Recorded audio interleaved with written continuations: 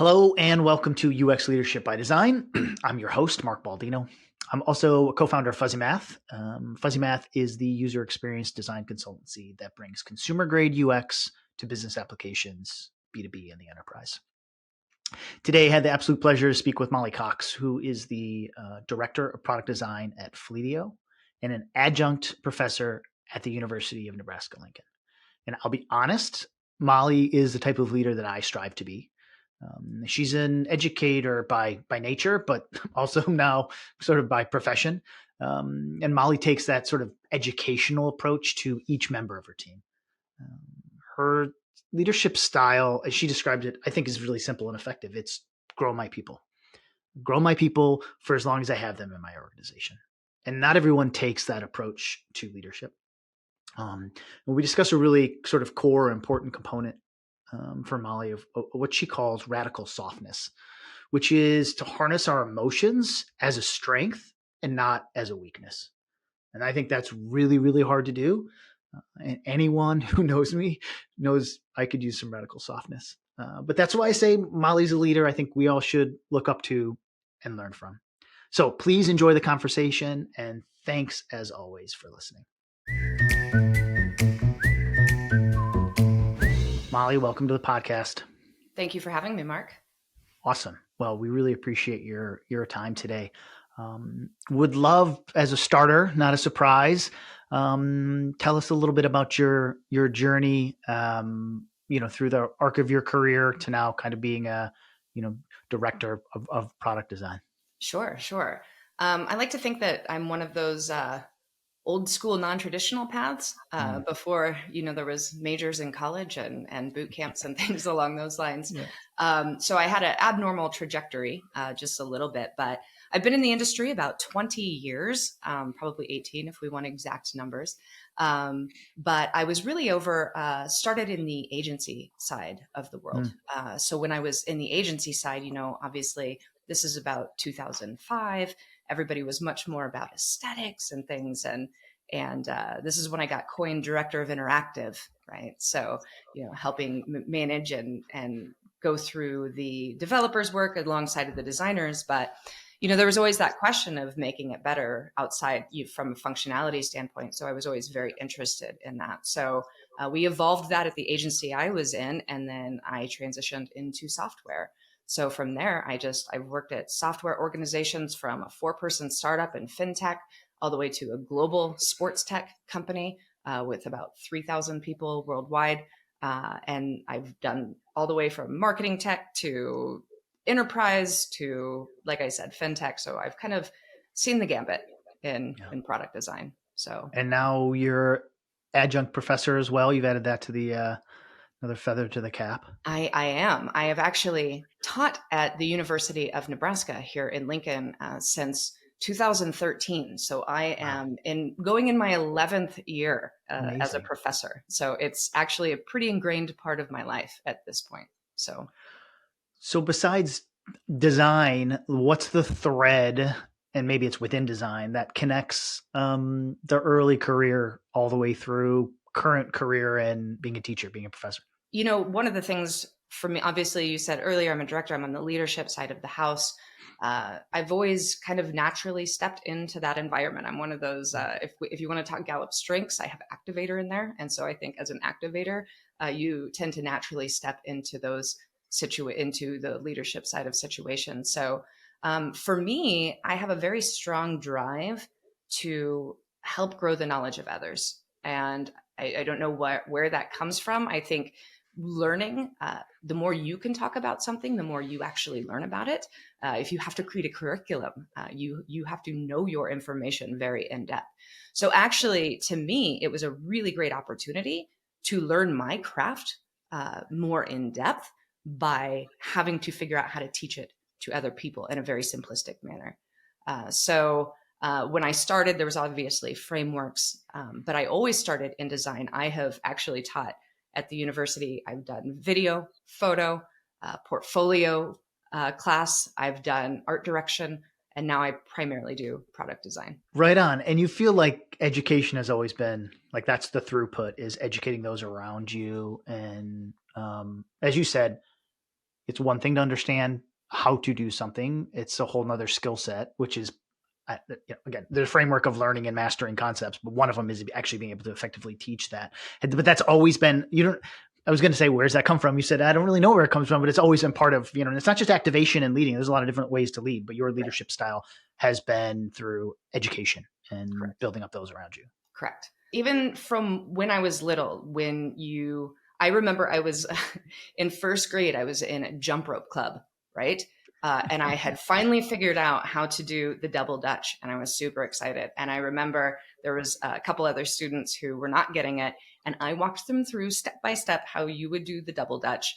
And there's always, when somebody gets the aha moment, right? So in software, we talk about those digital activation steps, and for a user, there's that aha moment. I think for me in life, I love seeing face-to-face IRL aha moments in people, those sparks when they get something and something clicks. So I think it's innately been in me, but I especially love seeing it with students, and I love growing designers in this field. I think there's a very big difference of what we actually do versus sometimes what is taught. So I try to do a lot of practical application in our learning.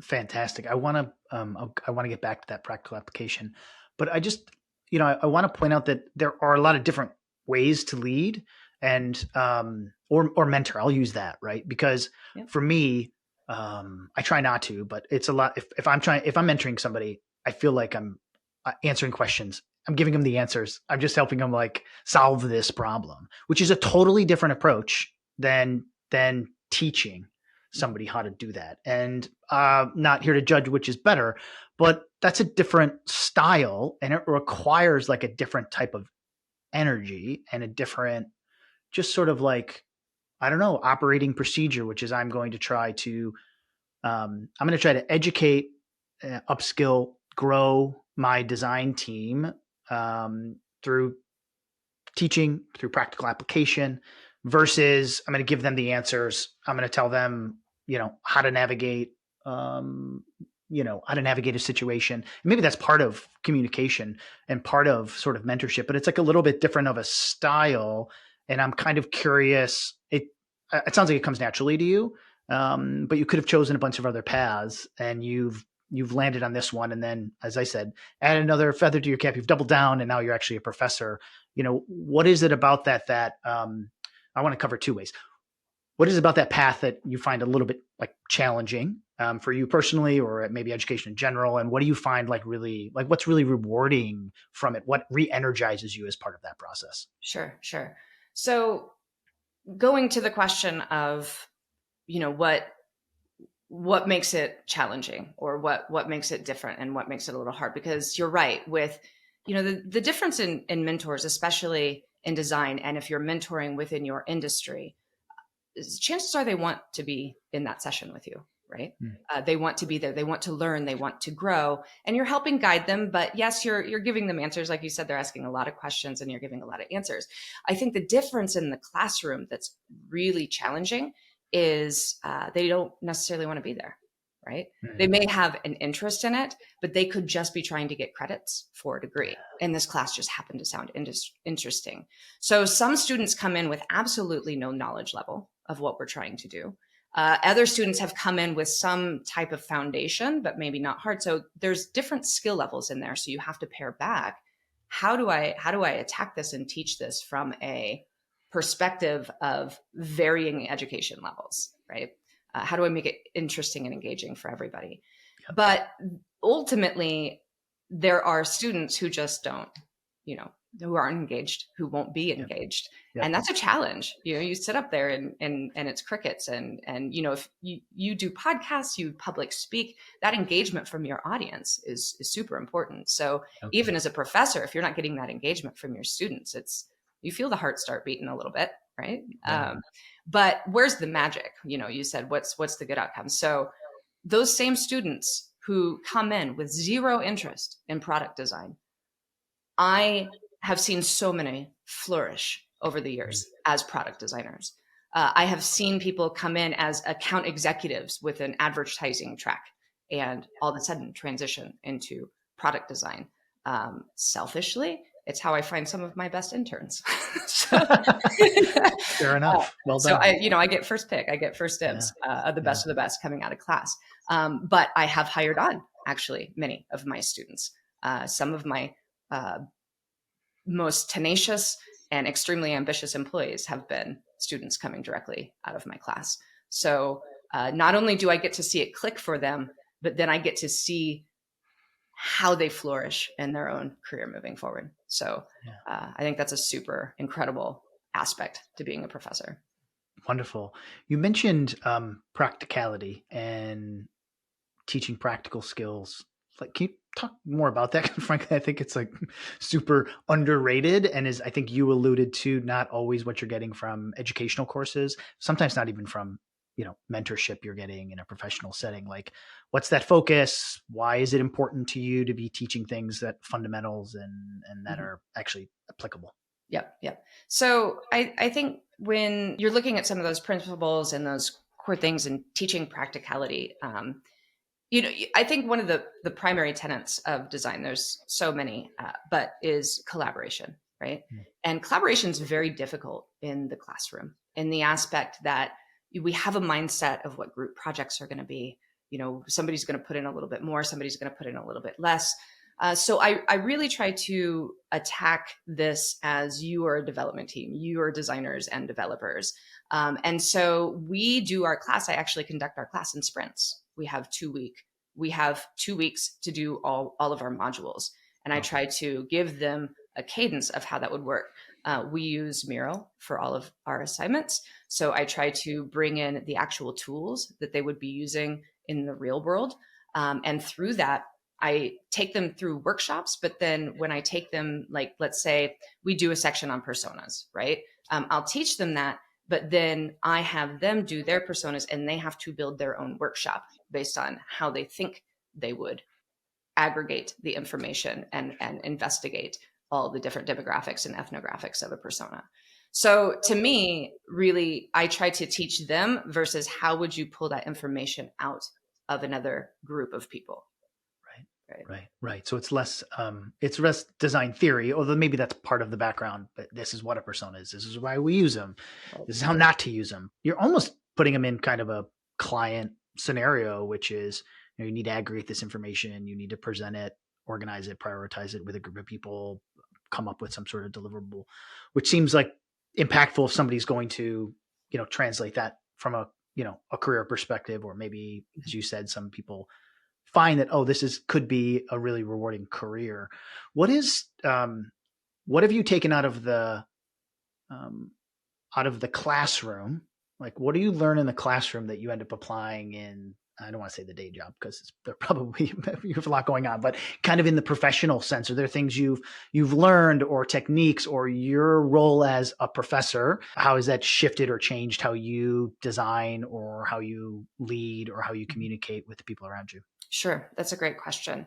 I think the primary thing that pops into my head when you ask that question is, first and foremost, we don't value how much we actually know sometimes, right? I was actually listening to a podcast not too long ago, and the guest was saying that they ask an interview question that is basically to every candidate, that what is the last complex challenge that you faced, and explain it to me like I'm 7, right?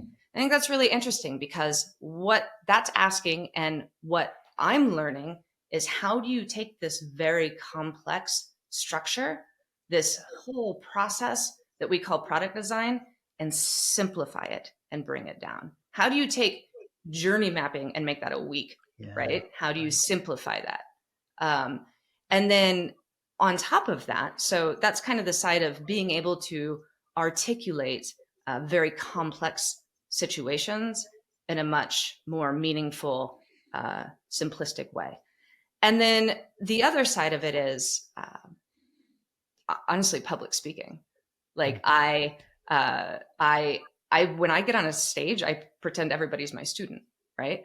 Because what I just said a couple moments ago is, don't underestimate what you know. When I first walked into teaching, I thought, the imposter syndrome came in. I thought I was a fraud. How am I going to teach them anything they don't already know? But especially when you're working with juniors, it's imperative to remember that they don't have the building blocks. They don't have the time in that you have. And actually, we end up describing things in too complex of a way, right? So Yep. paring Yep. that down is, so it's kind of twofold. It helps with communication, but again, paring down that complexity. 100%. I think I'm anyone who works with me knows I won't stop talking until I think I've talked. Yeah, I've spoken to death about it, and I have to catch myself because I think I'm using more words to communicate. But the truth is, it's like a very simple lesson in terms of, I don't know if it was seventh grade or what the age group was.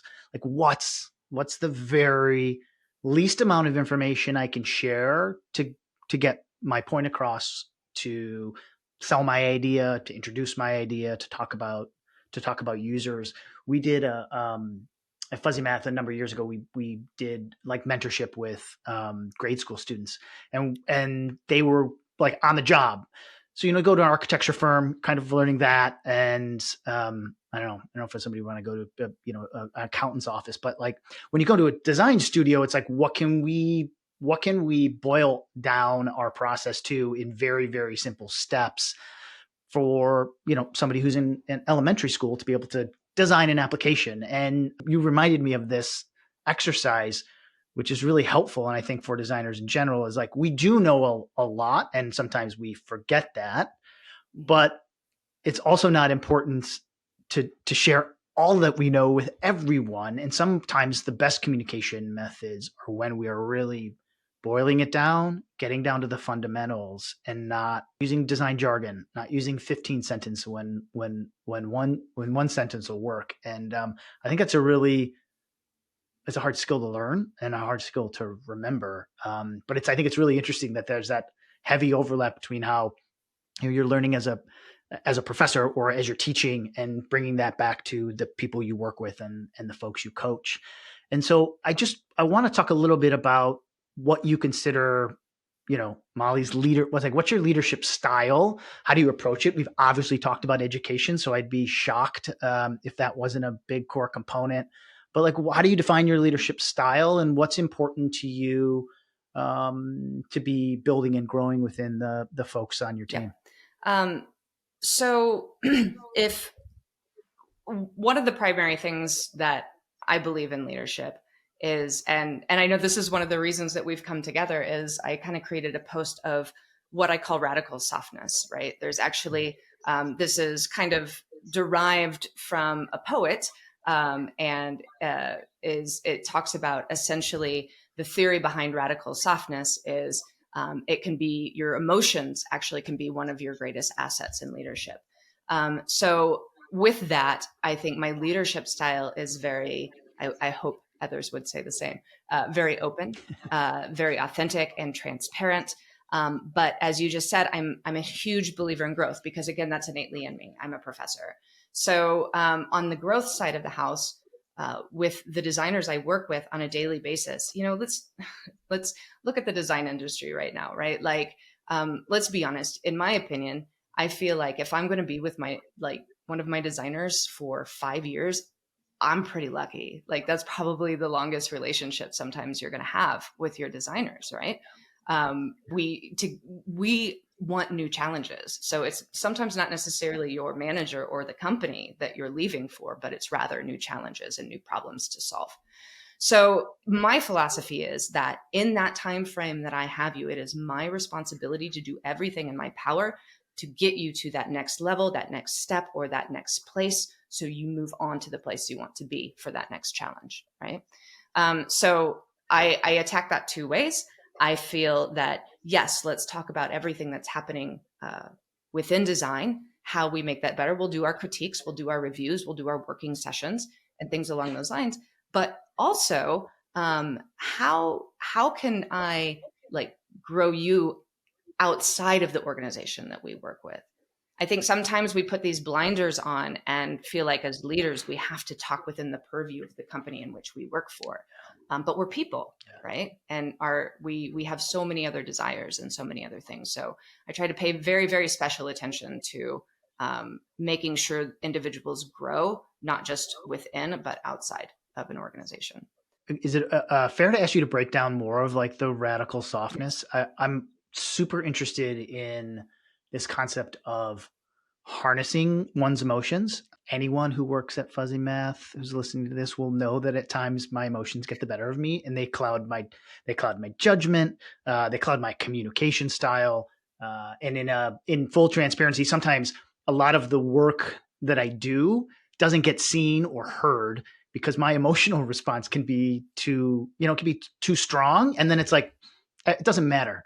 It really literally doesn't matter what else I say because people are sort of, I at times, again, in full transparency, I struggle sometimes with that level of transparency and just sort of allowing things to come to me. And I tend to be a little bit too responsive. And I'm not trying to make this a design therapy session at all, but like if not everybody comes in with an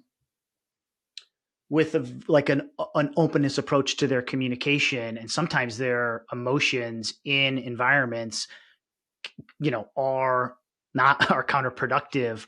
Does radical softness account for people who maybe aren't as soft by nature? Yeah, I think that's a fantastic question. And I think we have to understand that, radical softness, you still have to have a component of emotional intelligence within that, right? You still have to be able to, when I say, use your emotions as a catalyst for leadership and be able to be vulnerable and things, we also have to remember the environment in which we're in. And we have to, in that, remember how to conduct ourselves in that environment. But it's the transparency. So I'm not saying just go fly off the handle and yell at anybody and, do the things that you want to do. But what I'm saying is be very open about how you're feeling in a situation. Be very open about how, is there an impediment? Is there a blocker? And because of this, I feel X, right? I think, I think this is especially challenging sometimes for women in leadership, right? Because, sometimes emotions are used against females, and it's like the whole Barbie movie you just saw. If you've seen the new Barbie movie, there was the whole America Ferrera monologue about the contradictions of being a woman. And so I feel like the same contradiction holds true with our emotions in a workplace, right? So I think that there are, we can go into each one, but to me, I feel like there's really 4 primary components to radical softness and how you maintain composure and how you do those things. But those are, first and foremost, is to normalize somebody having emotions because we're human beings, right? It's okay if you get upset. It's okay if you get mad. I feel you. I've been there. Also, to be vulnerable, which is easier said than done. And then being authentic, which is an interesting one because I feel like that's such a phrase right now. It's such a buzzword to be authentic. Yep. But there's a way that you can do that without just saying be authentic. And then also, I think that one of the biggest components of it is empowerment, empowering your people. And that comes from being transparent and vulnerable. Fantastic. Thank you for breaking that down further. That's really hard. I don't know. Just personally, it's hard to do, as you said, like being vulnerable, creating that space. And then, as you said, that last step of sort of being very transparent and utilizing that for empowerment for your team. And I think for a lot of people, the hustle and bustle of work or strains of work, I think for a lot of businesses, 2023 was not a great year. So there's a lot of like extra stressors within organizations, between organizations. It's a hard time. I feel like I've been saying this since the pandemic. It's a hard time to be a human. And it's a hard time to be a designer. I want to shift part of the conversation to say that I think this sounds amazing. And I think it's amazing that you carve out this time for your team to help grow them and mentor them and teach them skills, knowing that you have them for a short period of time and they're going to go someplace else. If I were going to evaluate that from business metrics and KPIs perspective, or I would ask something shameful of like, what's the ROI? Like, it's hard to calculate that stuff. So how are you carving out room and time for that growth with your design team when there are other pressures, downward pressure from management, production level pressure? Like, did you make a business case for this, or did you ignore it and you just get our work done and we do it on the side? Like, what's the trick there to embrace something like radical softness and truly sort of nurturing your design team while also, like I said, kind of getting the job done? So that's a really great question, because I actually have a lot of tactics for this, right? Great. So yes, and radical softness, the transparency, the authenticity, creating all of those in your design culture is actually what helps with being open about goals and how to move forward. So with the design team that I'm working with, and I do this typically with any design team that I'm on, I think it's really important to do goal setting together. I sit with every designer at the beginning of each quarter. I sit down with them. I make in Fig Jam. They're very pretty because we're designers. I make I make goal boards for everybody. And on these goal boards, I do what I call essentially the 3 E's. Okay. So when I'm looking at it, I think of there's 3 different buckets that we're trying to learn. We're trying to learn experience, we're trying to learn exposure, and we're trying to learn education, right? So as a designer, if you're trying to build goals around that framework, what I ask each one of them is I have them brainstorm all these different things that they want to learn. I do a skills matrix with everybody. We look at their gaps, we see where they are. But how do we tie it to what we do today? How do we tie it to the business? So let's say they brainstorm a bunch of goals they want to set for exposure, which is essentially our influence area. What I do is then we take a look at what their upcoming work is. And I say, take this moment to be selfish. How can you apply the goals you want to do to what you're doing today, to your actual work? How can we build that in to your work, right? So for instance, let me give you a quick example. Just last week, I was working with a designer, and she's in the process of building out a whole UX playbook for our team, right? And she's like, well, I'm doing this big thing and I have all these goals and I really want to learn AI, but I just don't know that I have the time and the bandwidth. And I said, well, wait a second, you're building the design playbook right now. Make a section on plays for AI. So that way the whole team has AI, you're learning AI, but it's very lucrative and necessary to the work that we do today. So she's blending her own personal goal with the needs of the organization. Which draws that connection for very helpful for the designer, right? To be thinking, because that translation of, I think it's a natural question of how is my contribution on a day in and day out basis as an individual contributor contributing to the bigger picture of the business. And then they can see in this example in front of them, like, okay, here's some actual practical steps I can take, and it's going to benefit me. It's going to benefit the team, and in the long run, benefit the kind of organization as a whole.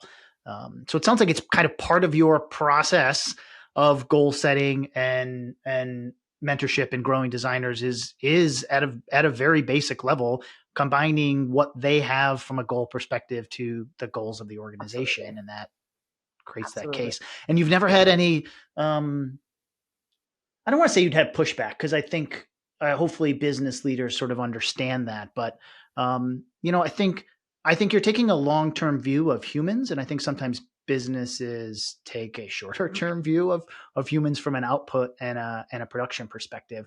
But I'm assuming as long as everyone's getting their job done, work's getting done, we're producing as a design team along those metrics, then it's not sort of an issue to take this tact, which is much more like a hands-on individual growth. I'm not trying to create a problem that would exist, but I've worked at enough companies that I know sometimes this approach might feel like it's not totally in alignment with the business. Even if you're helping individuals align with the business, does the business kind of seeing the output of the value there? I think that's a great point. And I think we also have to remember how the market has evolved and how the needs of employees have evolved. We've got these new mindsets raising up, and expectations are different, and work-life balance, all of these things. And I think as an organization, there is an expectation now that I will have leveling. I will have a growth path. I will have these things. You will grow me, right? And so to some extent, whether it's outside of what our business goals are, it's also, if you look at the people side, it's part of talent. It's part of retention.